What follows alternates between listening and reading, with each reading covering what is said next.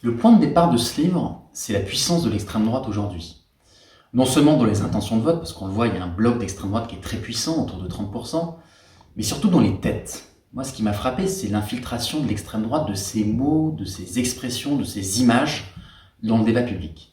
Et donc pendant 8 mois, j'ai travaillé avec donc ma casquette à moi, qui ne suis ni politologue ni sondeur, qui suis plutôt communicant.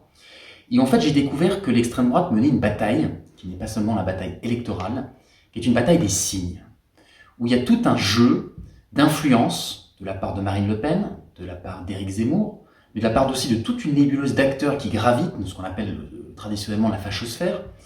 qui consiste à faire baisser le coût d'adhésion aux idées extrêmes. C'est une idée que je reprends du politologue italien Giuliano d'Ampoli,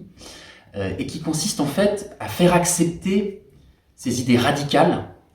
faire en sorte qu'elles ne soient plus cantonnées à la radicalité, à la marginalité précisément, mais qu'elles deviennent centrales dans le débat public. Donc il y a un ensemble de techniques, de méthodes que j'essaye de développer, qui sont de registre de la fenêtre d'Overton, qui consiste à élargir le champ de disciples dans le débat public,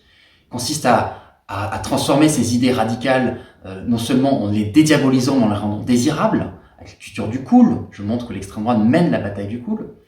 et aussi en se construisant comme des personnages de série, c'est-à-dire que en essayant, et c'est dans cet entrelacement-là en fait qui m'intéresse moi, c'est entre l'esthétique et le politique. C'est-à-dire que c'est la conjonction d'un vieux logiciel d'extrême droite, qui a une longue tradition derrière elle, et la conjonction de formes beaucoup plus modernes, beaucoup plus contemporaines. Voilà en 2 mots pour ce livre, qui paraît aux éditions de l'Aube et coédité avec la Fondation Jean Jaurès, et j'aurai le plaisir d'en discuter lundi 21 février à la Fondation Jean Jaurès, 12 Cité Malesherbes, à 19h, en compagnie de Giuliano d'Ampoli, dont je citais le nom juste à l'instant, qui est un politologue italien qui est très intéressant parce qu'il s'est intéressé aux stratégies d'extrême droite dans le monde entier.